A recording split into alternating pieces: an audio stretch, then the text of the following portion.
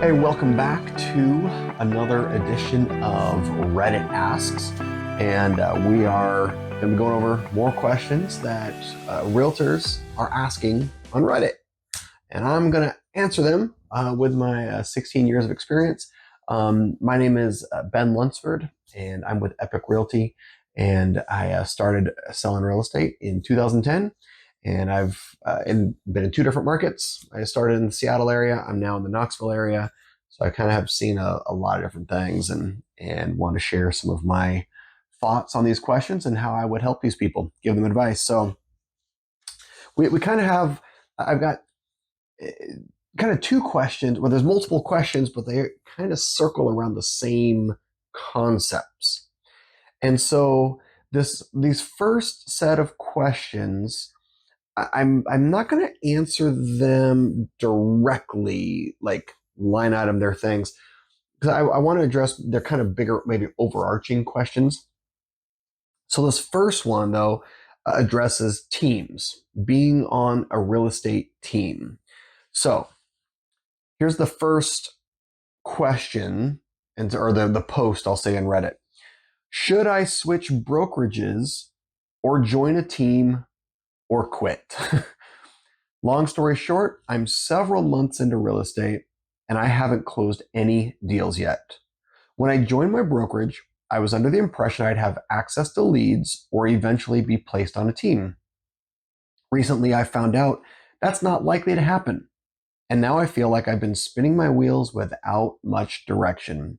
At this point, I feel like I have two options: step away from real estate entirely, switch brokerages, or join a team, which that's three options, not two. But I've realized I'd much rather be in an environment where I'm given opportunities to work with clients, even if that means a higher split, rather than being fully independent and trying to generate everything on my own this early on.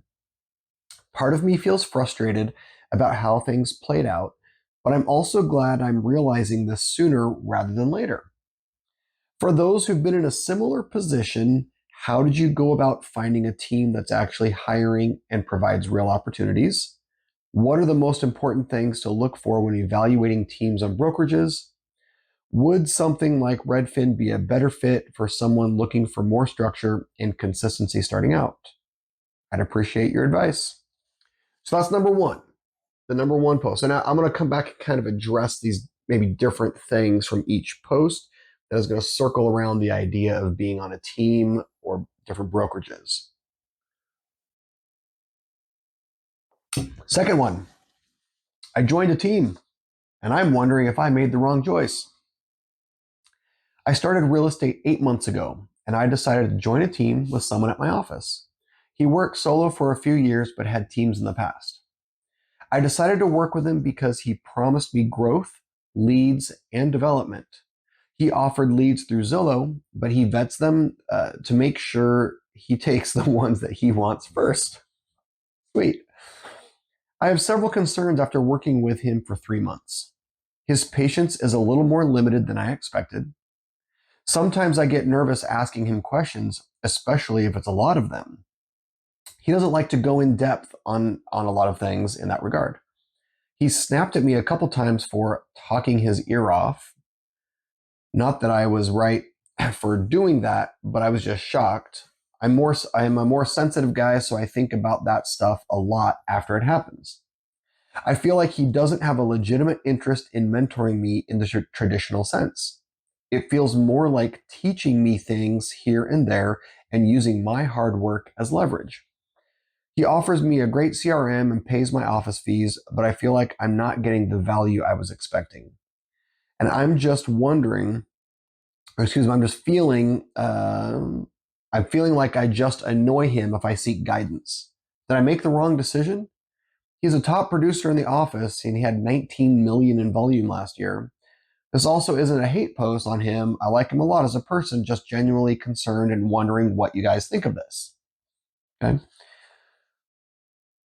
The third part of this, in terms of a team question, reasonable split for newish agents. Newish agent. I'm in Seattle.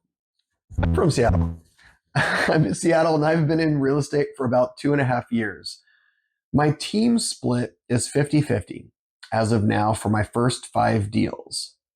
I don't get any team leads and I coordinate all my own transactions, but I get good guidance. I'm almost finished with my first 5 deals. What is a reasonable split to negotiate?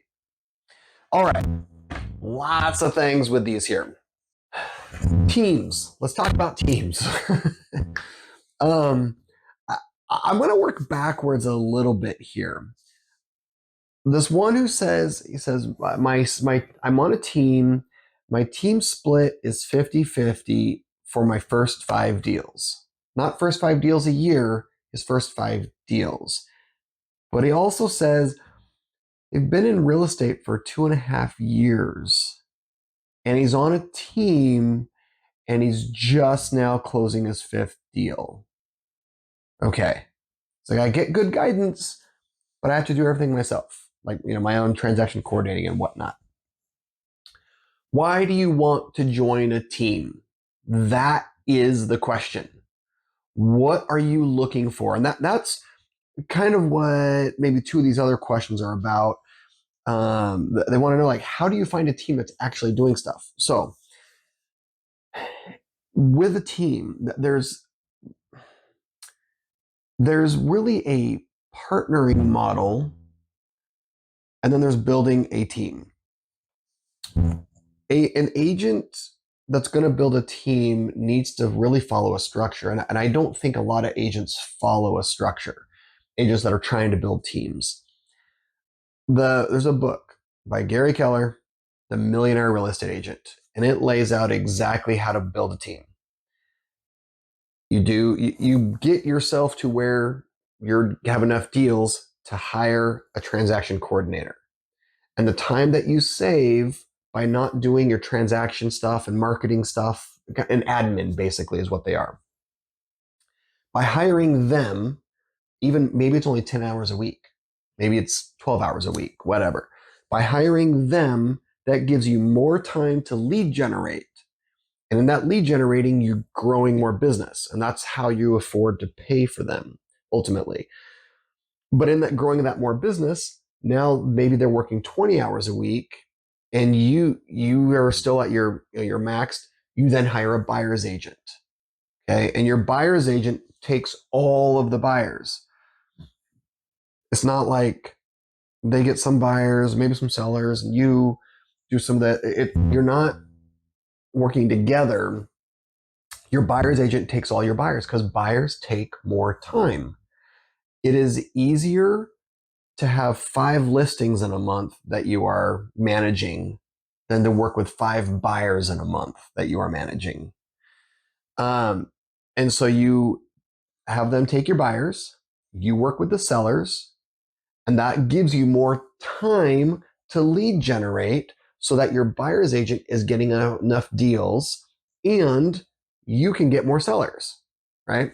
Then over time, okay, you add a listing specialist. So you're doing still the lead generating. You're the rainmaker. You're bringing in these leads. You're bringing the stuff in. Your listing specialist is the one who goes on the listing appointments. Maybe you go for a while. You get them trained or whatever, but you bring them.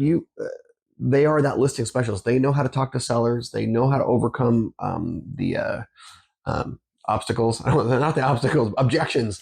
They know how to overcome the objections.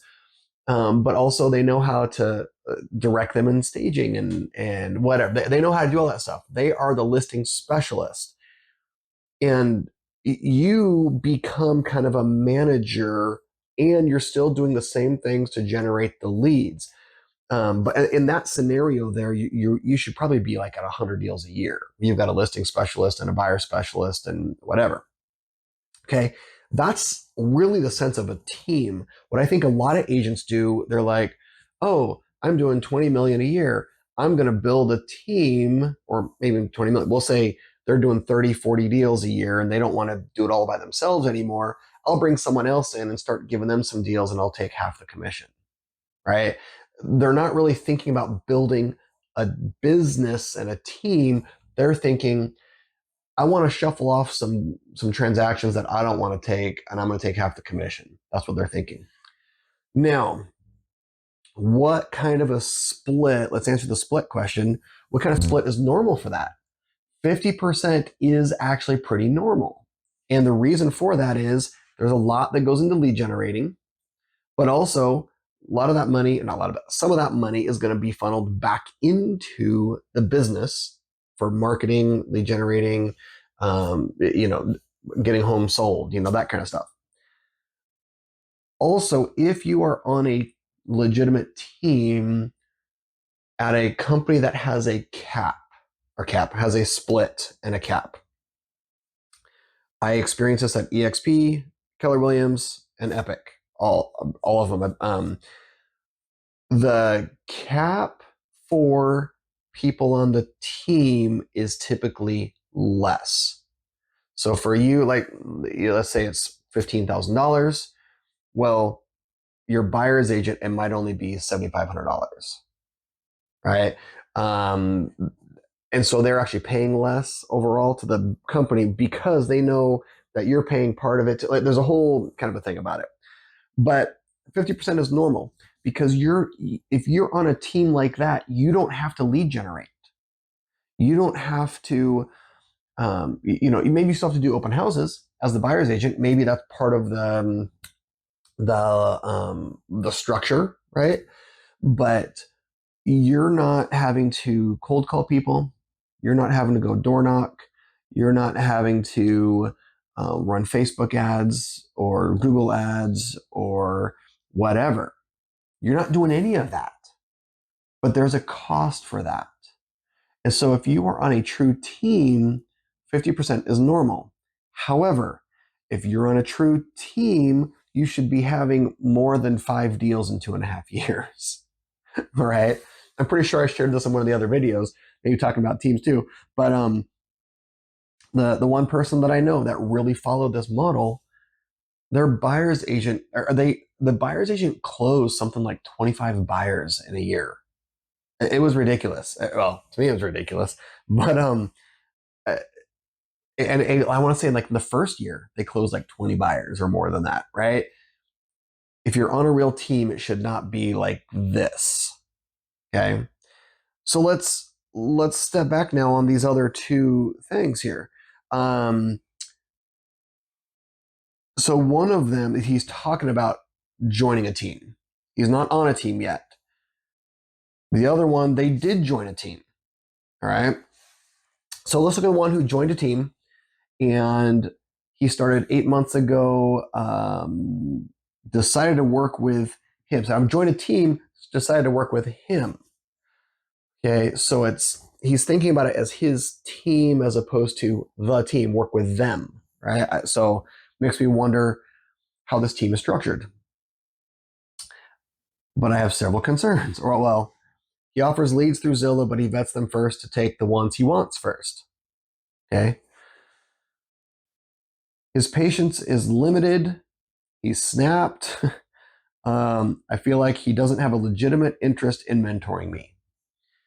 Again, this is where in a real team structure, there's a big vested interest in mentoring your buyer's agent and your listing specialist because they need to close for you to get paid, right? Or if you're the team maker. And so he offers me a great CRM. Pretty much every real estate firm offers a great CRM. That doesn't matter. He pays my office fees. Is that $100 a month, $150 a month? That isn't anything. I feel like I just annoy him. Did I make the wrong decision? Yes. Well, no. You didn't know you were making the wrong decision. You have learned that this person does not actually have a team. He has minions to shuffle off some bad deals to. That's what you have. So these other two people are still going to be addressed here in this last one. So the person who joined the brokerage, they were under the impression they would have access to leads or eventually be placed on a team. I found out that's not likely to happen. Okay. you you don't get placed on a team by your broker.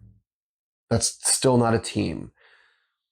Free leads, there's no such thing as free leads.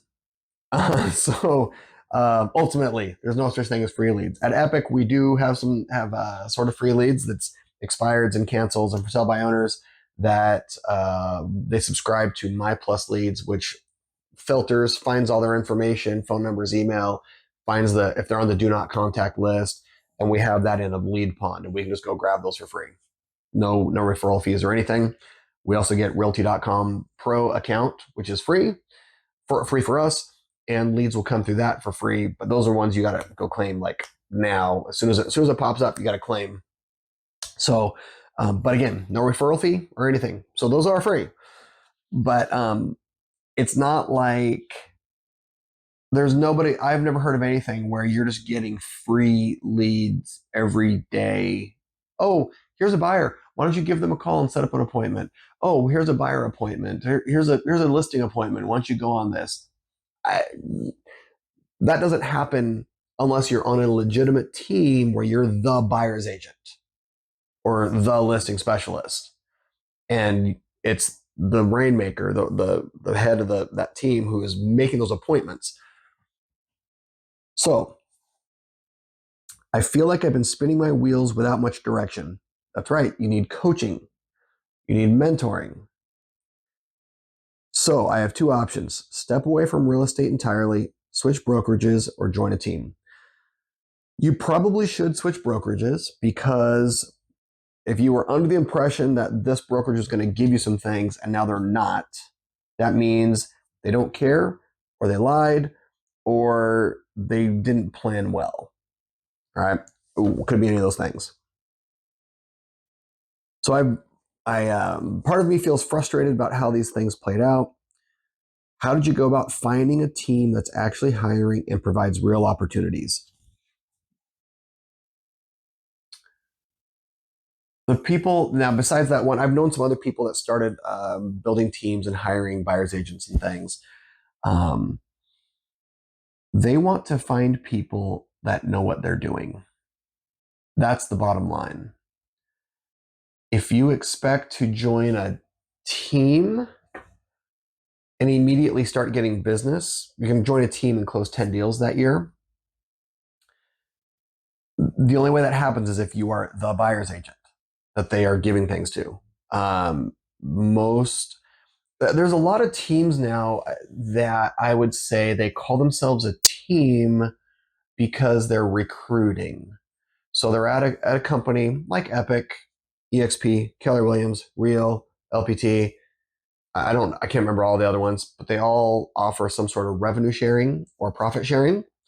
And when you recruit someone into the company, you get a portion of the proceeds of what they pay into the company. So when they do deals, part of their cap, that split will come back to you. So they call it a team, even though they're not really a team in the real sense of the word. And I think that's where a lot of this is coming from. I've got a team. I've got 25 people on my team, right? But they just recruited people. They're not really mentoring and training or have a buyer's agent. And so if you're going to be on a team, it's going to be hard if you're a brand new agent. It's going to be hard if you've been in business for 2 years and you have 4 sales. There aren't someone who's doing 30 million a year and they're doing 50 sales a year and they're looking for a buyer's agent. They're not coming to the person who's done 4 deals.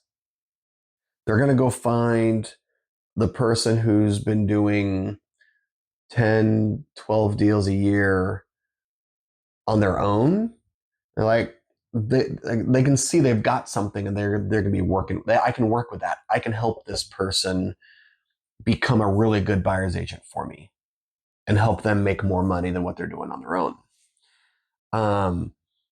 Now, it's possible there could be someone who's a little bit newer that you just connect with. They can see the aptitude. They can see that they've got the drive, and they say, "Why don't you come work with me?" Why don't you come assist me and we'll do some things together? That is a possibility, but there are not a bunch of teams out there that you can go interview and pick the one that's going to be good for you.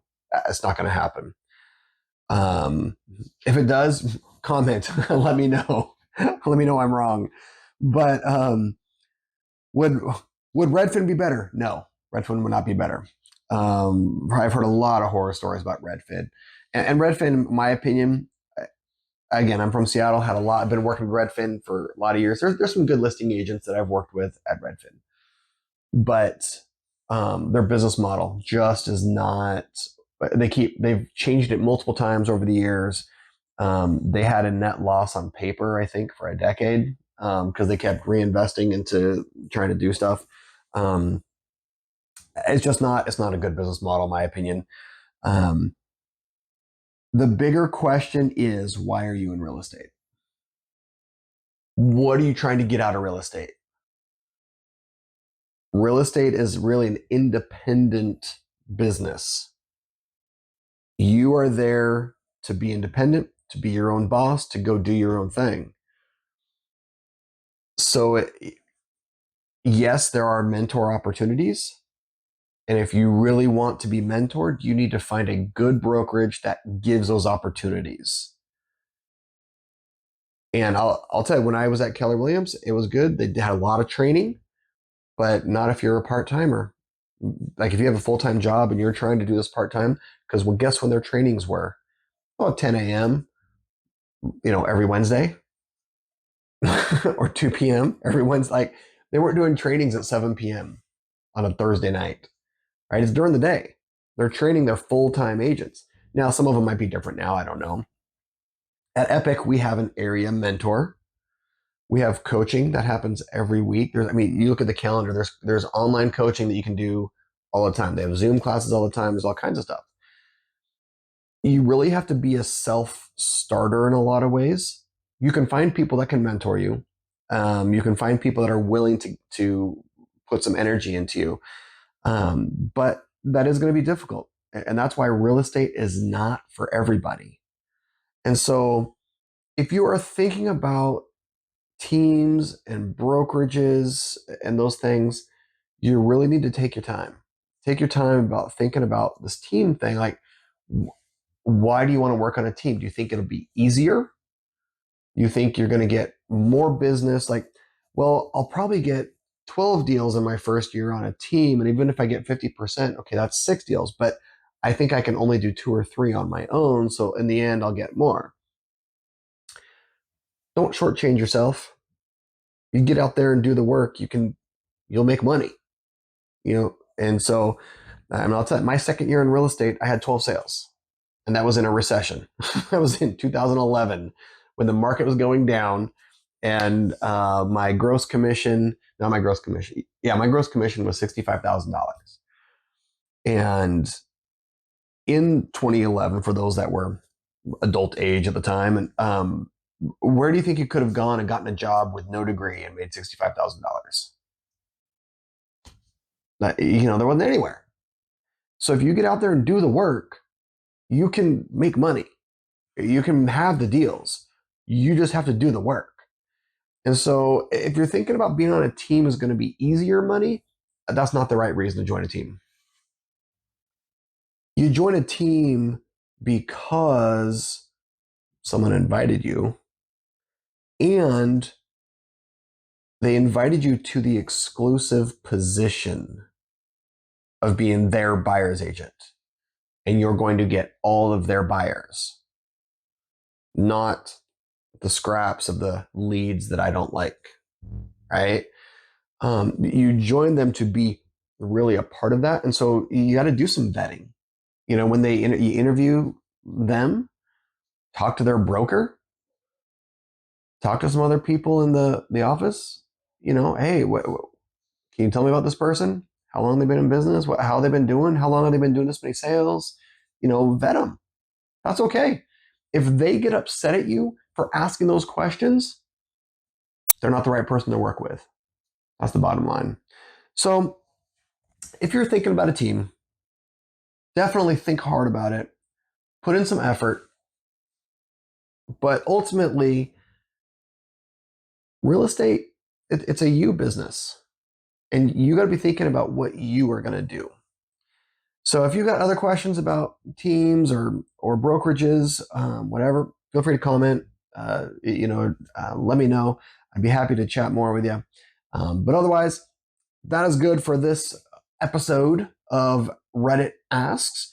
And I hope you have a great day and a great rest of your week.